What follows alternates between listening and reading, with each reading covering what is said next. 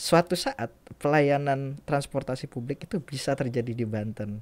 Kebahagiaan masyarakat kelas menengah di Jakarta itu ada transportasi publik dan parkiran. Betul. Jadi delan ya. Iya. Tidak di jalan. Kita benar-benar penelitian itu kalau buat saya itu yang pertama harus menyenangkan, dalam arti menyenangkan secara sisi pribadi dulu gitu. Betul. Jadi tidak ada beban. Assalamualaikum warahmatullahi wabarakatuh. Sobat Visip, hari ini alhamdulillah kita masuk ke podcast Ngobras. Ngobrolin riset, gagasan, ide dari para pakar. Tentunya mereka-mereka yang memiliki ide, gagasan, dan hasil riset. Nah, hari ini Ngobras kedatangan tamu Bapak Fajar Aditya. Benar ya Pak Fajar Aditya?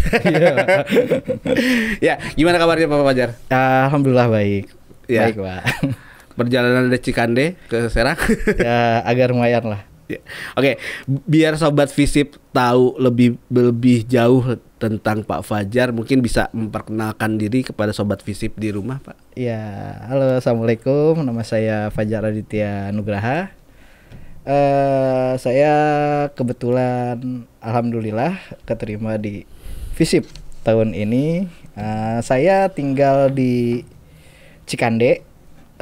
Kebetulan sebelumnya saya banyak aktivitas masih di Jakarta. Kira-kira seperti itu. Oke.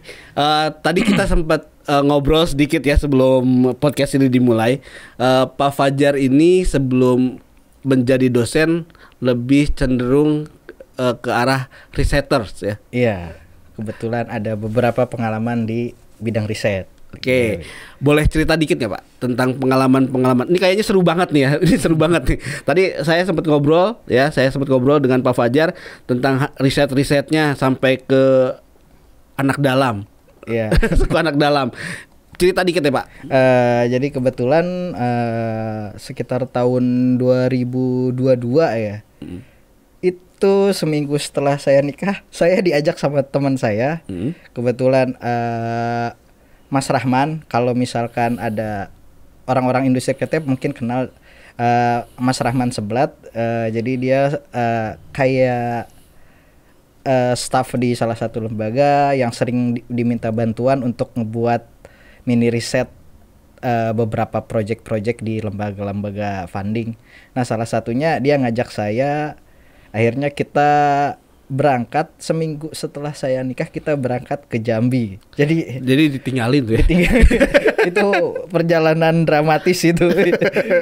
Dan menariknya saya ketemu hal-hal baru di sana, ketemu banyak suku anak dalam, ketemu bagaimana sistem pola mereka, bagaimana cara hidup mereka, dan itu pengalaman baru. Tapi di antara banyak pengalaman itu, hal yang menarik adalah ketika saya ngerasa perjalanan di Jakarta atau di Banten jauh, ternyata perjalanan di Jambi itu atau jauh. Sumatera lebih jauh.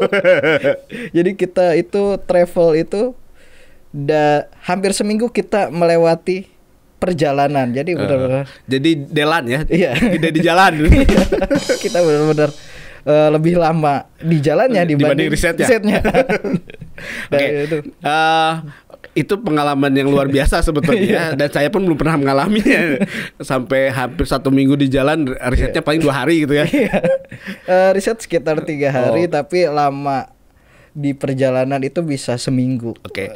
Tapi dari perjalanan itu tentu banyak hal yang diambil banyak hal yang diambil dan bisa dijadikan riset kemudian. Iya, banyak. Iya, diantaranya kayak misalkan bagaimana saya tahu akhirnya bagaimana Minangkabau itu benar-benar secara umum dominan di Sumatera. Bagaimana walaupun bukan orang Minang, tapi mereka punya kultur yang benar-benar menguasai di daerah Sumatera. Kemudian bagaimana pola asuh anak rimba itu banyakan juga terinfluence sama orang Minangkabau, bagaimana sistem mereka budayanya juga terinfluence dengan itu, dan itu pengalaman baru. Dan akhirnya saya sadar kenapa banyak orang yang berasal dari Minang itu punya power di Indonesia, karena mereka memang punya pola asuh yang menurut saya menarik gitu dan kuat gitu. Kalau Ya, bicara tentang apa yang akan kita obrolin hari ini ya. Karena kan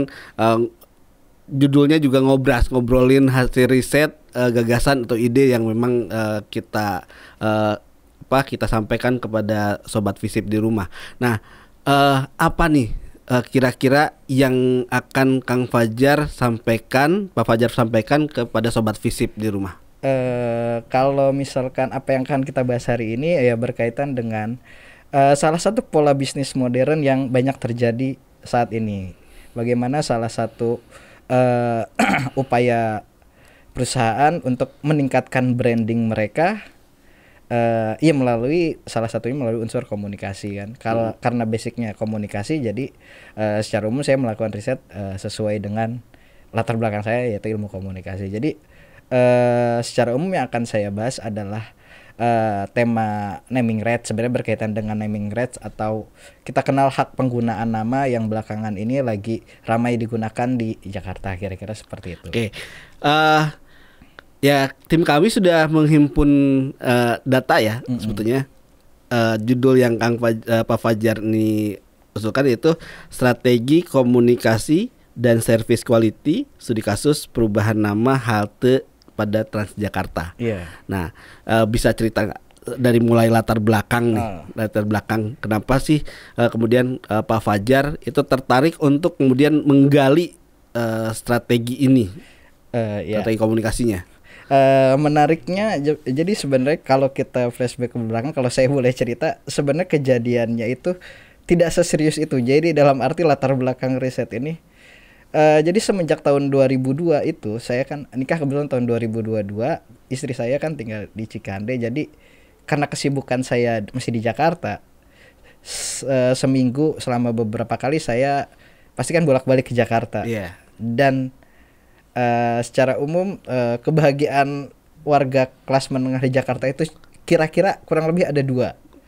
Yang pertama, transportasi publik. Yang kedua, akses parkir dekat rumahnya. Benar. Kan kebahagiaan golongan menengah di Jakarta seperti itu. Betul. Jadi pernah suatu ketika entah saya berangkat ke sini atau ke Jakarta, saya ketiduran di busway. Dan waktu itu kan di dalamnya ada pelantang suara yang menyebutkan haltenya. Nah, tapi ketika disebutkan kok berbeda dengan yang biasanya. Jadi waktu itu biasanya kan Anda masuki halte Halim gitu ya. Iya, misalkan seperti itu. Tapi kebetulan waktu itu saya ngedenger halte yang nggak saya kenal. Oh gitu. Jadi Rawabuntu atau apa gitu, pokoknya ada beberapa halte yang diganti. Dan karena saya ketiduran, saya kan nggak ngelihat di sekeliling lokasinya. Akhirnya saya kebetulan kesasar waktu itu sampai ke Kali Grogol. Wah. Artinya kan tujuannya mana dulu nih? Saya pengennya ke Grogol Reformasi. Kalau yang sekarang dulu kan Grogol 2 namanya, sekarang ganti jadi Grogol Reformasi.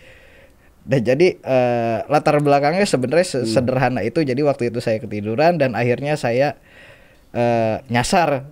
Akhirnya harus muter balik, naiki busway sebelumnya, balik ke tempat transit saya. Di situ akhirnya saya juga baru menggali informasi bahwa memang ada perubahan beberapa nama di halte Transjakarta. Seperti misalkan Rawabuntu yang tadinya RSUD apa gitu pokoknya. Kemudian ada juga Podomoro City itu kan berganti namanya. Dari situ di awal akhirnya saya baca-baca berita, ternyata memang sejak awal tahun 2024 ada perubahan beberapa nama halte yang memiliki beberapa tujuan. Pertama, naming rights. Naming rights itu berkaitan dengan hak penggunaan nama perusahaan dalam fasilitas publik. Jadi perusahaan itu harus membayar beberapa nominal untuk bisa menggunakan nama mereka di fasilitas publik. Yang kedua itu ada toponomi atau menyesuaikan tempat dengan lokasi. Kira-kira seingat saya ada 3, tapi saya lupa yang satu lagi, kira-kira seperti itu. Jadi yang saya bahas ada perubahan nama, perubahan nama itu kurang lebih melingkupi dua aspek yang saya sebutkan tadi. Yang pertama toponomi, yang kedua berkaitan dengan naming right itu. Oke. Nah, kan ini strategi komunikasi dan service quality ya. Iya. Kemudian yang Kang Fajar, Pak Fajar lebih utamakan ini yang mana? Sebenarnya yang strategi komunikasinya kah atau memang service quality-nya yang kemudian akan diungkapkan dalam berita ini? Jadi dalam riset saya begini, sebenarnya di unsur service quality itu berkaitan dengan apa yang didapatkan masyarakat dengan membayar sekian. Nah, jadi kalau dari teorinya ada Zelham itu ada dia mengukur berapa service yang didapat dengan berapa budget yang dikeluarkan. Jadi teori utamanya adalah semakin sedikit nilai yang Anda keluarkan, ekspektasi Anda akan menurun. Nah, jadi kenapa berkaitan dengan service quality? Karena pada dasarnya Transjakarta adalah service publik. Iya, betul. Service publik di mana masyarakat sebenarnya tidak memberikan ekspektasi besar terhadap layanan mereka. Tapi mereka cuma mengharapkan satu hal, yaitu sampai dengan tujuan. Itu kan level terbawah dari nah, tapi dengan adanya perubahan nama seperti yang saya alami tadi, ada potensi namanya kegagalan servis di situ. Dan itu menimbulkan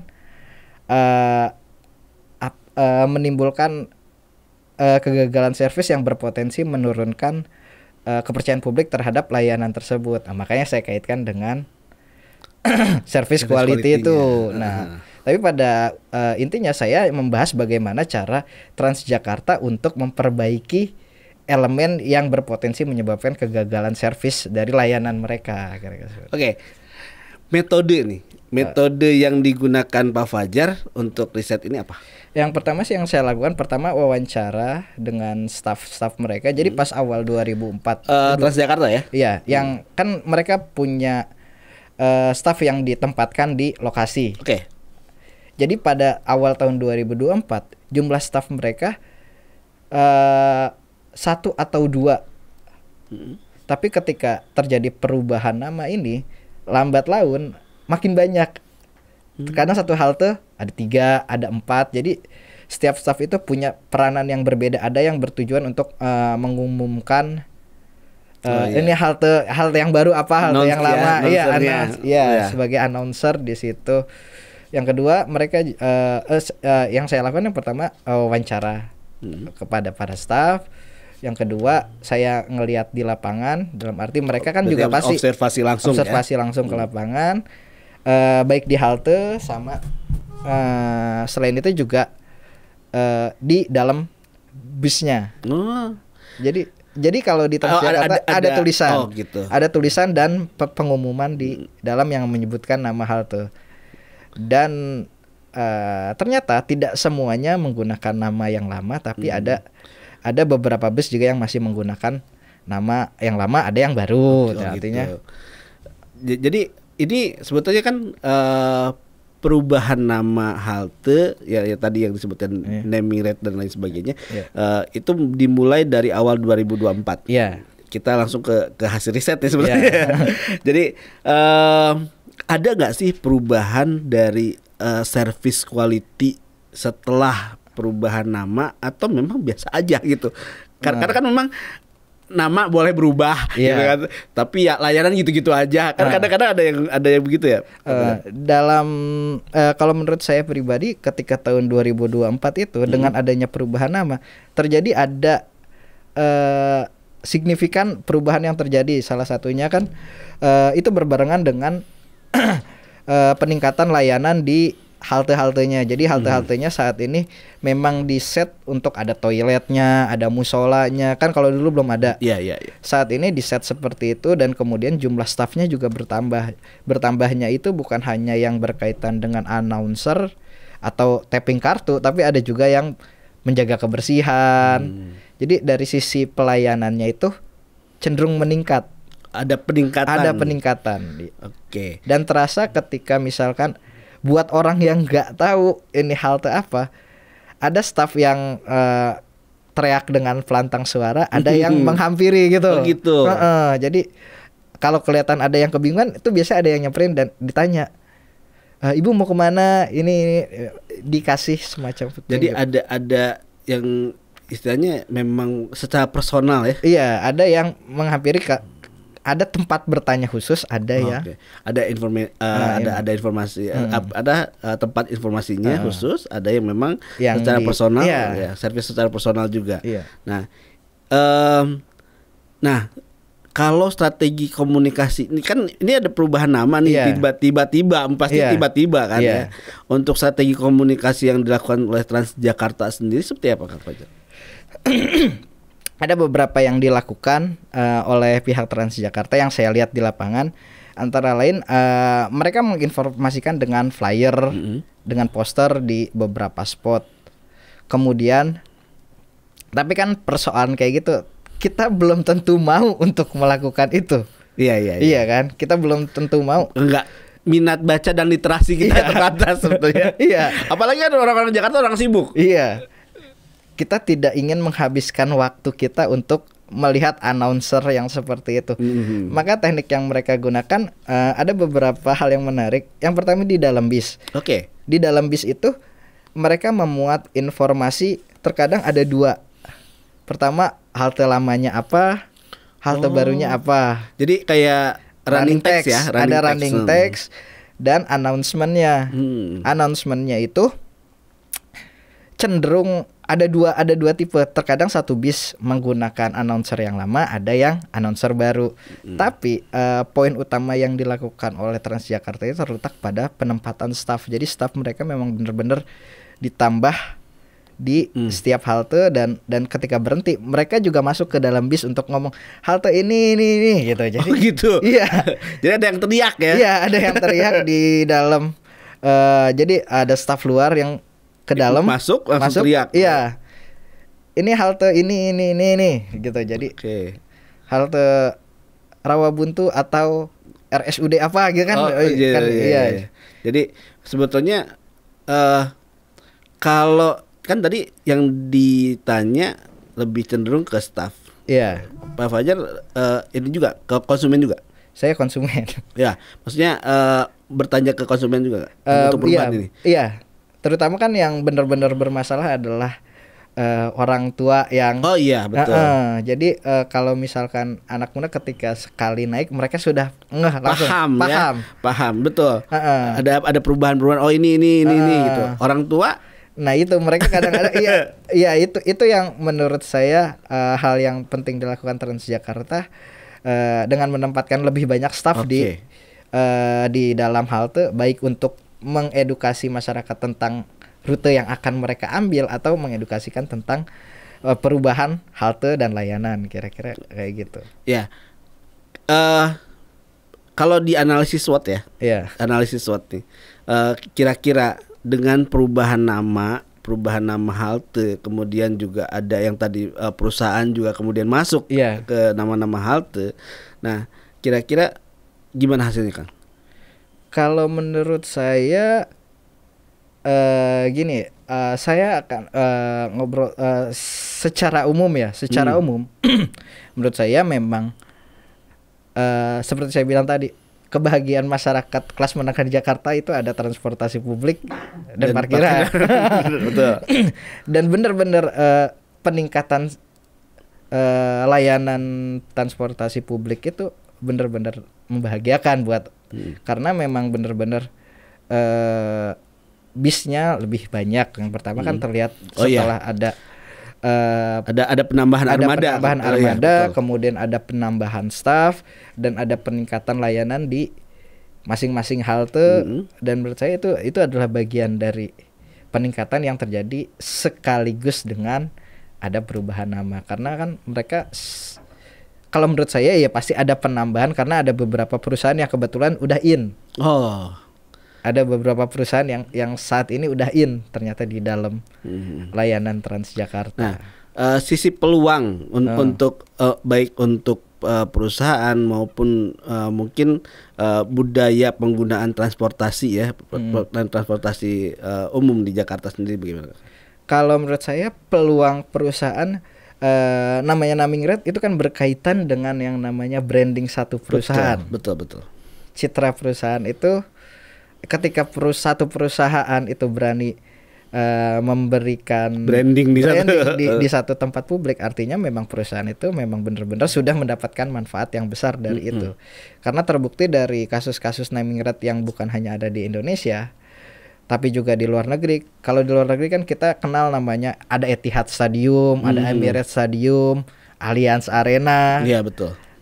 Dan perusahaan-perusahaan itu walaupun mengeluarkan dana besar, mereka tetap dapat citra yang positif dengan melakukan seperti, walaupun tidak dalam bentuk nominal, tapi citra. Oke. Berarti itu yang sekarang sedang dilakukan Jakarta ya? Iya, saat ini Jakarta sedang berupaya untuk jadi diambil tuh. Iya, berupaya untuk menerapkan strategi keuangan baru. Artinya bukan hanya dari masyarakat saja diambilnya, tapi dari perusahaan yang ingin meningkatkan citranya. Iya, mungkin sekarang tuh saatnya bukan lagi berkompetisi tapi berkolaborasi. Iya, berkolaborasi untuk menguntungkan semua. Iya. Nah, kalau untuk masyarakat Jakarta sendiri mungkin itu ya, karena ada penambahan armada, kemudian pelayanannya lebih baik ya. Iya. Nah, kalau kita geser ke Banten nih, Kak. Iya. Kita geser ke Banten. Itu kan penelitiannya Pak Fajar di Jakarta dengan Transjakarta sebagai objeknya ya. Nah, kira-kira kalau di Banten sendiri bisa nggak ini diterapin? Kalau secara teoritis seharusnya bisa, tapi maksudnya perkembangan Jakarta untuk awalnya juga tidak langsung ke naming right, tapi ada yang namanya fase sebelumnya. Sebelum ke arah naming right yang berkaitan dengan perusahaan, kalau di Banten itu saya banyak ngelihat hal menarik dari sisi toponominya. Kalau toponomi itu di Jakarta kita kenal namanya kebun jeruk, mungkin dulunya banyak jeruk. Nah, jadi satu penamaan satu lokasi berkaitan dengan unsur geografi yang ada di lokasi tersebut. Misalkan di rumah ibu saya di Asem Baris, dulu katanya banyak pohon asem yang baris gitu, berbaris di kawasan itu. Nah, kalau di Banten ini ada hal yang menarik,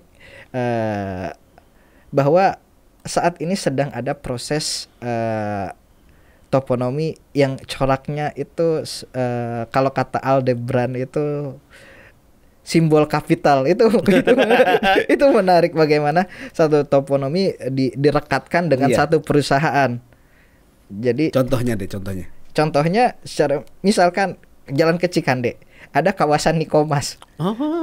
Itu kan toponominya. Iya, betul. Walaupun sebenarnya perusahaan pabrik di situ bukan hanya Nikomas, ada pabrik yang lain, tapi orang cenderung kenal itu sebagai kawasan Nikomas. Betul. Terus modern. Benar. Kan tidak hanya pabrik modern yang ada di situ, tapi ada kawasan yang lain. Nah, jadi kalau misalkan ada penelitian lain, Cece Sobarna sih atau Kang Bahtiar itu dia banyak meneliti seputar toponomi atau naming right, dan itu penelitiannya menarik bagaimana ada perubahan dari satu nama kawasan, bukan lagi seputar kondisi geografi kawasan tersebut tapi mereka juga menggunakan serapan asing, contohnya di nama perumahan itu kan udah pakai regensi, pakai betul. Itu kan serapan bahasa asing. Dan itu dia dua peneliti itu melakukan penelitian itu, dan menurut saya itu sangat menarik gitu. Tapi sebetulnya saat ini pun kita sudah bisa melihat Pak Fajar ya, bahwa misalkan halte sudah di branding oleh misalkan Grab di Grab, Indomaret gitu kan. Jadi memang perusahaan itu sudah mulai mencitrakan diri dengan mencoba melakukan pelayanan terhadap masyarakat untuk hal-hal seperti itu ya. Nah, simpulannya deh.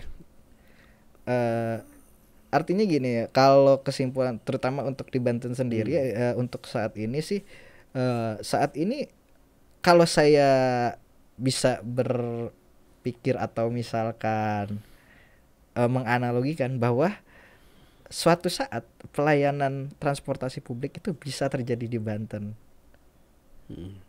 Itu bisa terlaksana secara teoritis. Akan bisa terlaksana. Salah satu caranya adalah dengan menggunakan kerjasama dengan perusahaan-perusahaan yang ingin di branding dengan menggunakan naming right. Jadi syarat naming right itu simpel sebenarnya. Harus ada fasilitas publiknya. Kalau betul. ada fasilitas publik yang diakses banyak orang, jadi semakin banyak orang yang mengakses, semakin branding perusahaan tersebut akan semakin besar. Jadi taman apa kayak gitu Iya, artinya itu bisa bukan hanya untuk transportasi, tapi berbagai fasilitas lain sebenarnya bisa ditingkatkan dengan cara naming right itu, penggunaan hak perusahaan atas fasilitas tersebut, kira-kira seperti itu. Dan untuk transportasi, kalau secara teoritis itu sangat mungkin dilakukan walaupun bertahap. Dalam arti di Jakarta, Transjakarta juga awalnya kan ditolak sana sini. Ya. Tapi akhirnya kan setelah bertahun-tahun berjalan, akhirnya masyarakat bisa teredukasi bahwa namanya transportasi publik itu adalah transportasi yang bisa dinikmati oleh siapa saja, baik yang kaya atau yang miskin, pakai baju apapun dan tidak diskriminasi gitu. Artinya memang kedepannya itu bisa dilakukan. Nah, gimana cara ngebuat perusahaan transportasi publik yang dikelola untuk publik itu bisa mendapat keuntungan? Nah, salah satunya dengan menggunakan naming right itu, penamaan fasilitas publik yang mereka kemungkinan besar tempati dengan nama-nama perusahaan yang membutuhkan citra positif di mata masyarakat. Dan memang Banten sendiri kalau dihitung perusahaan ya lebih banyak dibanding Jakarta sebetulnya.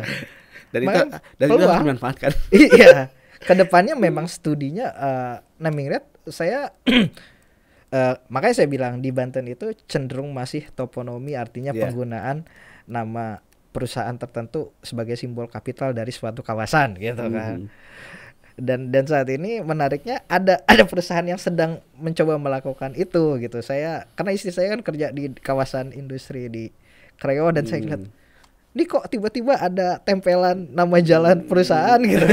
Nah, itu masih mereka berusaha membranding itu. Ya. Nah, sekarang mungkin saran untuk ini Pak Fajar, untuk sobat Visip yang akan melakukan riset mungkin ya, riset muda nih mungkin yang mau nyusun skripsi ya tentang strategi komunikasi yang berhubungan dengan hal-hal tadi. Sarannya apakah? Kalau menurut saya penelitian itu, kalau buat saya itu yang pertama harus menyenangkan, dalam arti menyenangkan secara sisi pribadi dulu gitu. Betul. Jadi tidak ada beban yang dialami kawan-kawan dalam mengerjakannya. Apalagi komunikasi saat ini kan kalau kita menyebut istilahnya lagi ada bonus demografi dari segala riset, dari segala betul. Karena segala hal itu bisa dilihat dari sisi komunikasi. Tapi yang paling penting adalah teman-teman harus membuat riset itu menyenangkan dulu buat diri teman-teman. Baru setelah itu bisa dikomparasi dengan teorinya segala macam. Yang terpenting buat teman-teman merasa nyaman dengan penelitiannya itu dulu. Oke, baik. Untuk masyarakat sendiri. Untuk masyarakat sendiri, menurut saya khususnya untuk di Banten ya, buat saya pribadi sih sebenarnya ada beberapa hal. Ada harapan sebenarnya. Harapan terbesar saya adalah bagaimana kita bisa menikmati transportasi publik yang bisa diakses oleh siapa saja ke depannya. Karena saya sejujurnya saya belum bisa melepaskan kebahagiaan saya di Jakarta dengan menggunakan transportasi publik. Belum bisa move on ya. Belum bisa move on ya. Karena kebetulan dulu bawa mobil di Jakarta itu saya, aduh ya Allah. Betul Pak. Jadi ke satu tempat tujuan mungkin harusnya bisa 30 menit, bisa 2 jam 4 jam. Iya. Menurut saya bakal, apalagi Banten sangat luas dan menurut saya ya potensi itu bisa gitu dilakukan ya. Ya, untuk perusahaan. Ya, kapan kita bisa ngobrol untuk buat nama di mana gitu. Oke, baik. Menarik sekali sobat Visip. Jadi ternyata strategi komunikasi dengan kaitannya dengan service quality itu bisa dikaji dengan berbagai hal ternyata tadi ya. Dan tadi Pak Fajar sudah menyampaikan bahwa di Jakarta dengan objek dan subjeknya Transjakarta itu menjadi penelitian yang menarik. Nah, buat sobat Visip nih ya yang mau melakukan riset tentang strategi komunikasi yang kaitannya dengan service quality, ketemu Pak Fajar. Untuk sharing-sharing boleh lah ya. Iyalah. Ya. Pak. Bisa ditemui di mana Pak Fajar? Saya kadang di ruang dosen. Tapi kalau saya lebih suka nongkrong itu di Perpusda Banten. Oh gitu.